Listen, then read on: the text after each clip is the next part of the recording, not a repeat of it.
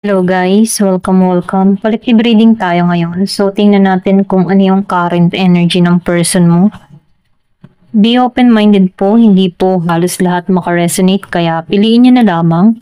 And thank you nga po pala sa mga nag-subscribe, lalo na sa mga bumabalik. Marami pong salamat. Give me the message for collective, ano yung current energy ng person mo. Give me the message for collective. Ano yung current energy ng person mo? Give me the message.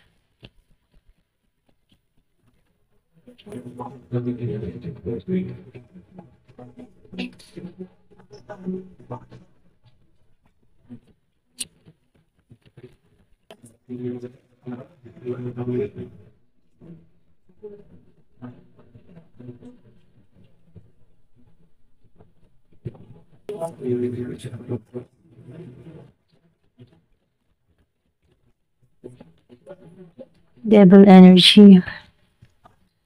Katulad pa rin ng kahapon, andun pa rin yung devil energy ng tao na to, okay? So, piliin nyo na lamang, ito rin yung nakikita ko. So, meron ditong Sagittarius, merong Capricorn, Scorpio, Cancer, and Pisces, Taurus. Kumbaga itong tao na ito, andun siya sa moment na hirapan siyang pakawalan yung kanyang masamang gawain, I mean, masama yung mga habit niya, yung kanyang bad behavior, okay? Kumbaga, nakikitaan ko dito na nasa dark siya, okay? Meron kang tao dito na materialistic. Meron dito playful. May addiction, may obsession, okay? So, nakikitaan ko dito, meron ka ditong tao na very controlling, okay? Nakikitaan ko rin dito, ma-pride tong tao na to. Kumbaga, nakikitaan ko dito na nawawalan to ng balance, okay? Wala siyang control sa sistema, okay? So, nakikitaan ko dito, kaya to nagiging mainitin ang ulo, Hindi ka na nito mapanghawakan, okay? Hindi ka niya na makontrol dito, kaya nakikitaan ko dito, may galit, okay? Pero ganun pa man, nakikitaan ko dito na siya yung tipo ng tao na agresibo, okay? Kumbaga, kapag hindi niya nakuha yung gusto niya, for example, ikaw, gusto kanyang makuha dito, pero nahihirapan siya, okay? Or pwede rin nagmamatigas ka, hindi to titigil, Magpapahinga to, pero hindi to titigil, okay? So, nakikitaan ko rin dito na itong tao mo, ayaw niya yung matatapakan yung ego niya or pride niya. Kasi nakikitaan ko dito, Kasi nakikitaan ko dito, parang natatapakan mo na to, okay? Or pwede rin sabihin, naiinsulto siya. Pag halimbawa, hindi mo siya pinagtutuunan ng pansin, kumbaga yung ego niya, yung pride niya, okay?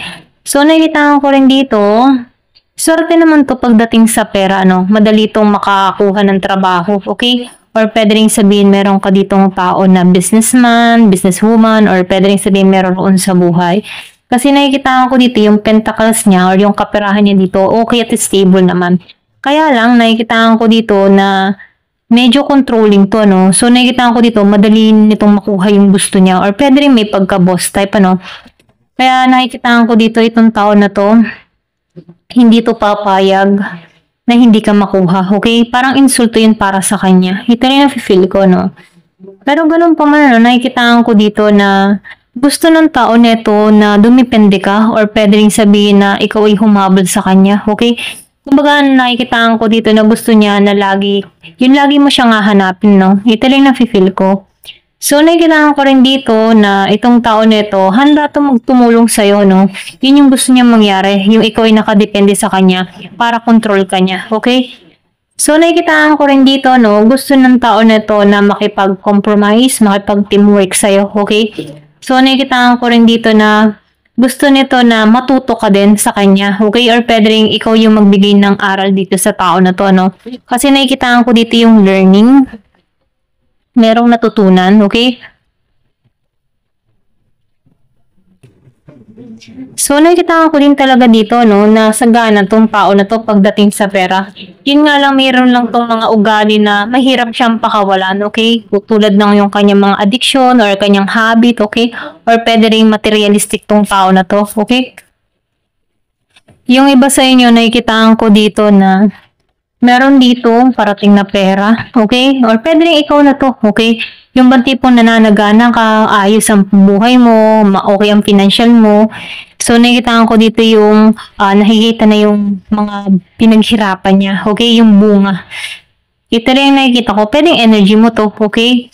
Yung nananagana dito. Yung iba naman sa inyo, nakikitaan ko dito na meron lumipat ng bahay or bumili ng bahay or ito yung plano mo magkaroon ng bahay. Meron kang pinag-iipunan dito. Okay? So, meron dito Year of the Rooster.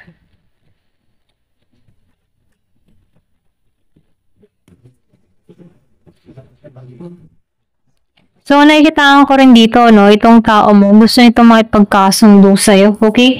So, ginising to, nagkaroon ng disaster sa inyong dalawa dito. Ito lang yung nakikita ko, no? Pero ganun pa man itong kaguluhan or pangyayari sa inyong dalawa kung bakit winasak tong relasyon nyo, nakikitaan ko dito na ito yung dahilan kung bakit na-achieve mo yung mga pangarap mo, okay? Kumbaga kahit may mga disaster, ano, nakikitaan ko dito na this guys, okay, itong mga nangyari or kaganapan sa'yo na hindi maganda, na kung saan ano, ang kaakibat pala nito ay magandang kapalaran na naghihintay dito, no? Kasi nakikitaan ko dito, meron dito, isa sa inyo ang nananagana, okay?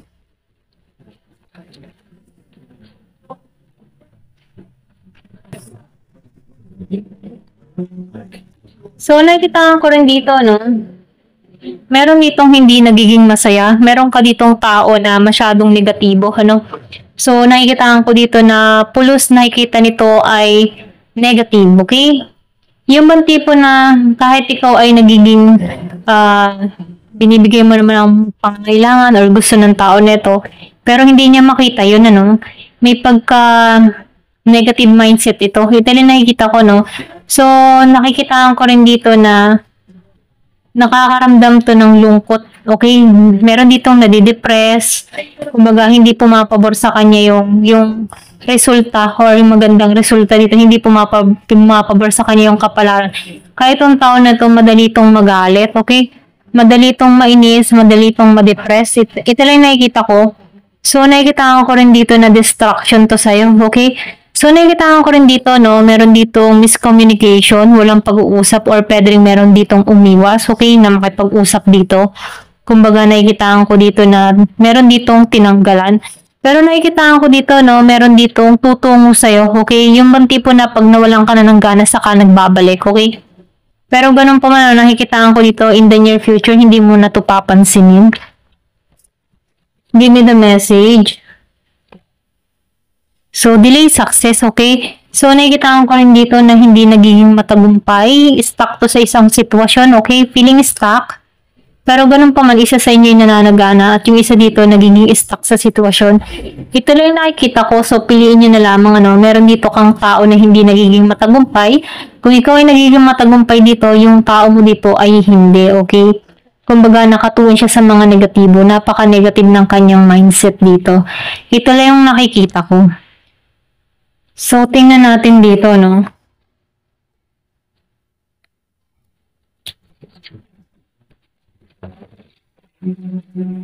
Give it the message.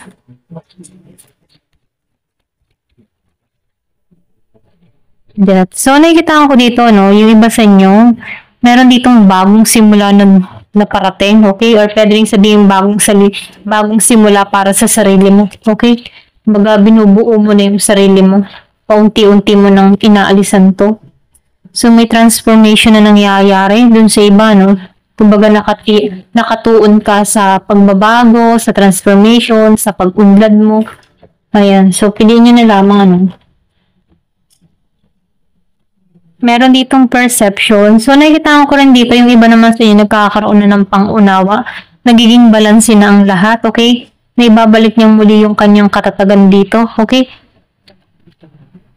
So, meron, Yung iba naman sa'yo, nakikitaan ko dito, nakikita mo na yung sarili mo, okay? Kumbaga nakikita mo na yung ganda, okay? Kumbaga nakikitaan ko dito yung na pinoprotektahan mo or inaalagaan mo na yung energy mo, no? Kumbaga andun ka sa moment na nagiging aware ka sa mga iniisip mo, sa mga gagawin mo. Kumbaga nakikitaan ko dito yung respeto mo sa sarili mo, okay? So, nakikitaan ko rin dito yung iba sa inyo may paglago, pag-angat, okay? Kumbaga, nakikitaan ko dito yung pagbabago, okay? Kasi may transformation. Meron dito yung pagbunga, pag-angat, or pwede rin sabihin na paglawak, okay? Pwede paglawak ng kaalaman, pagbunga ng kabuhayan, or pwede rin sabihin paglago, okay? Nagmamature or grow, okay? Palago siya ng palago dito. Ito rin nakikita ko, no? May pagtaas. So, yung iba naman sa inyo nasa healing process or pwede rin sabihin, nagpasya ka na dito na kailangan ng ayusin ng lahat. Kailangan na mag-heal sa connection, okay? Kumbaga, nakikita ko dito nakatuon na to sa pagbabago, okay? Ito lang yung nakikita ko, no? So, tingnan pa natin dito. Kasi nakikita ko dito yung iba sa inyo, pwedeng sinukuan mo na to, inalisan mo na to, okay? So, mas nakakatuon pa ngayon sa priority mo. Itong tao mo, nandun pa rin siya sa devil energy. Nahihirapan siyang pakawalan yung kanyang mga bisyo, habit, ganyan. Kumbaga, walang pinagbago, okay? So, kilala mo yung tao mo, no? Kung ganito siya. Meron Gemini, Aquarius, and Libra. Meron dito Scorpio, Cancer, and Pisces, Virgo, Capricorn, and Taurus. So, okay, ito na yung nakikita ko, no?